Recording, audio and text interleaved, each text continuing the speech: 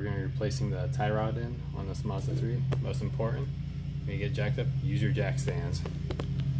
So, yeah, that's the wrong size socket. There we go, got the right one now. So, quickly pop these off.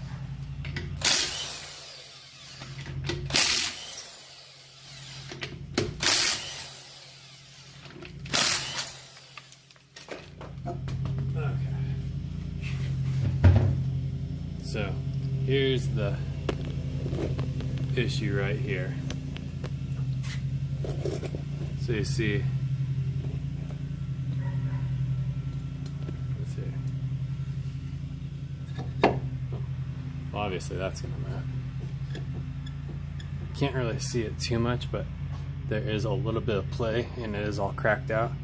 When you're driving down the road, you can really feel it, so we're gonna change that out. And we're gonna put this new one on. And so I'm gonna show you how to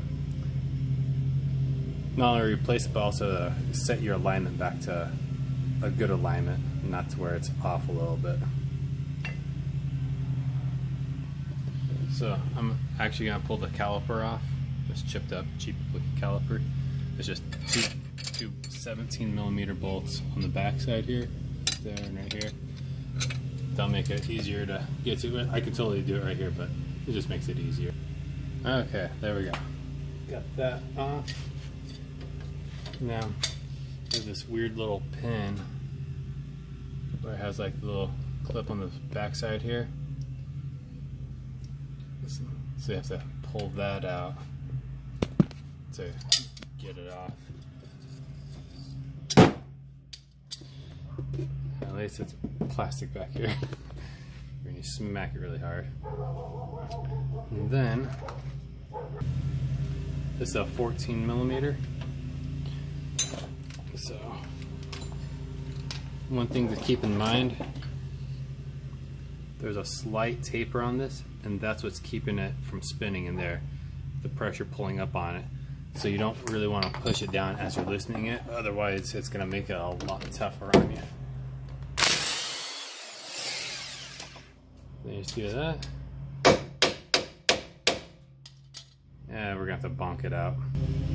Use the hammer, the best hammer that you have. There we go.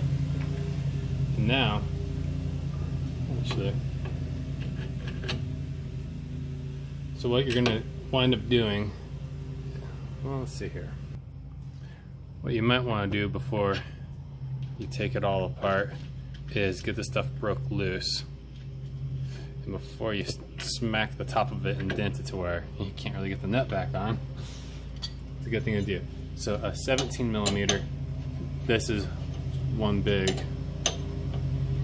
well, yeah, can't think of the shape of it, but 17mm fits right on there, and I don't have a in-wrench big enough to fit on this nut here, because it's biggest I have is 3/4, and it's bigger than that's probably like a 1-inch.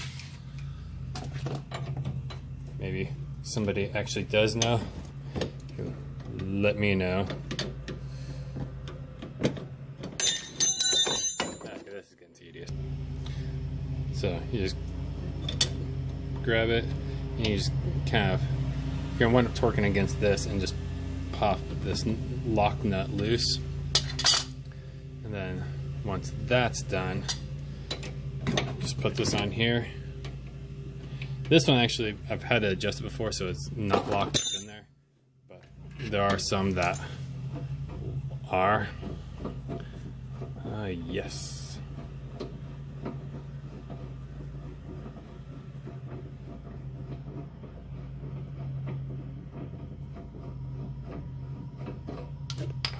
There we go. Got that taken off, and now it's just time for the new one.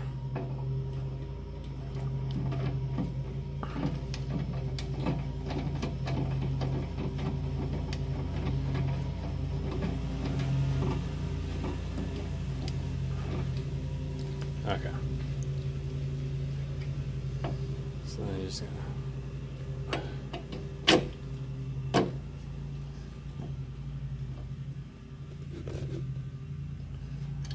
that. And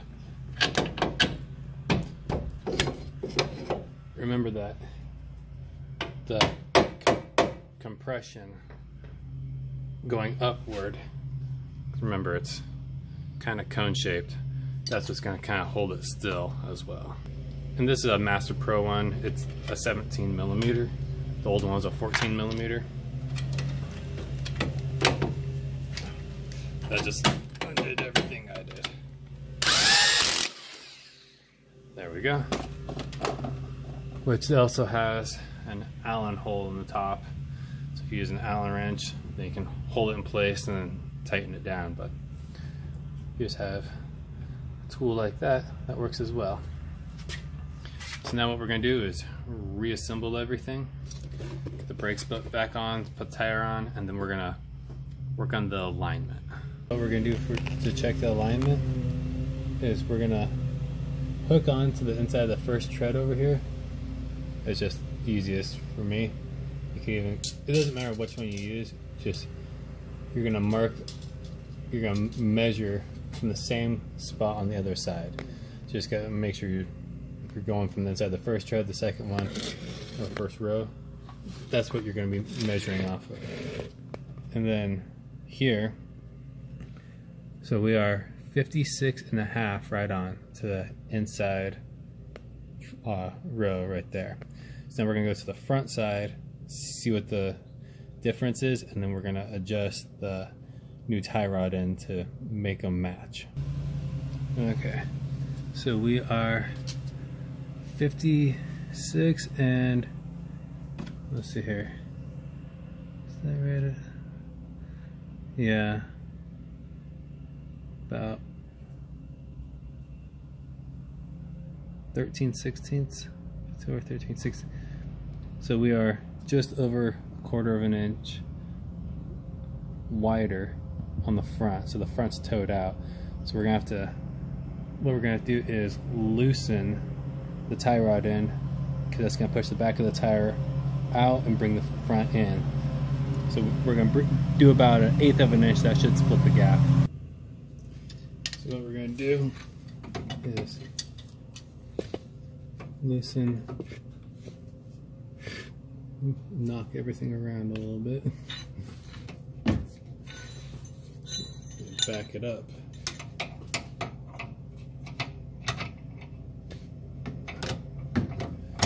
So I have to back up the lock nut because it wasn't out far enough previously. So once I get that backed out, then I'm gonna, wow, that was loud. I'm just gonna run this in, and then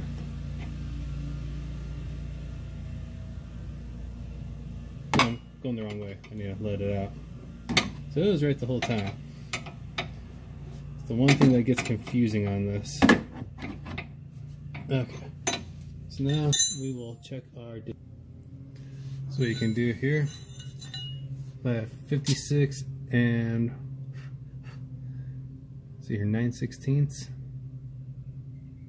or 5/8. 5/8. There we go. But you can also reach up here and make finer adjustments as you're looking at it. And what you want to do is you want to measure as high on the tire as you can. That's one reason why I have it jacked up and I'm doing this. That way you can get closer to the center, or yeah, closer to the axle, and that's going to give you the most accurate. What I'm going to do is I'm going to drop it back down, move it, kind of get it settled, and then check it again just to make sure it's all correct. So I had just measured it and it was a couple inches off. You notice I just backed it out quite a bit, but that should look more like this, like looking straight down. So I have to actually tighten the tie rod, the inner tie rod in into the outer tie rod in to bring the back of the tire in. It's off that much. Either the making of it was off enough, or this one, well, this one wasn't that worn out. Pretty worn out, but not that worn out. As you can see, that's pretty shot. So that's one thing to keep in mind too. It's not going to just be a install it and you're almost done. There's going to be quite a bit of adjusting. Okay, so it was about 2 inches off. I had to take the back of the tire in and bring the front out, but I got it set. It's less than a 1/16 off. So now what I'm going to do is take out the jack stands, roll it back and forth a little bit, kind of get the suspension all settled, and then check it again to make sure it's all good. The thing you're going to want to do is get that nut, that lock nut. You're going to hold this because if you spin that, it's going to throw your alignment all off again. So you want to hold that, tighten this down to where it's almost locked on. So whenever you drop the car down, well, go ahead and lock it on. That way, just in case you forget to tighten it, it's not going to be a very dangerous thing. But lock it down, drop your car down, check the alignment. It should be good, but if not, then you can loosen it and adjust it. But it's always best to, for safety's sakes, to just go ahead and tighten it now. Whenever I dropped it down, the front was out 1/4 inch more than the back, so I just had to loosen it up, adjust it, kept measuring it. Now it's right on. The measurement I got, which is going to be different from everybody because different tires and where you're measuring from, was 55 and 15/16. And I got that to match on front and back. So that's kind of a basic overview of how to replace a tie rod in and to adjust your alignment accordingly. Oh yeah, one last thing. Steering wheel. Make sure your steering wheel is straight, and that way whenever you do this, your steering wheel is not all way off to one side or the other, because as you visualize, look down the body line, you want the tire to look straight down and to kind of disappear down the side of the car, not pointing in or out. Because even if you have the alignment correct, if tires are pointing, then you go straighten the steering wheel, the tires are going to be off. You get tires straight, the steering wheel is going to be off. So that's kind of a, hopefully I didn't just confuse everybody, but hopefully that should be the easiest way to go about it. So hopefully you enjoyed the video. Give me a thumbs up, subscribe if you like, and I'll see you in the next video.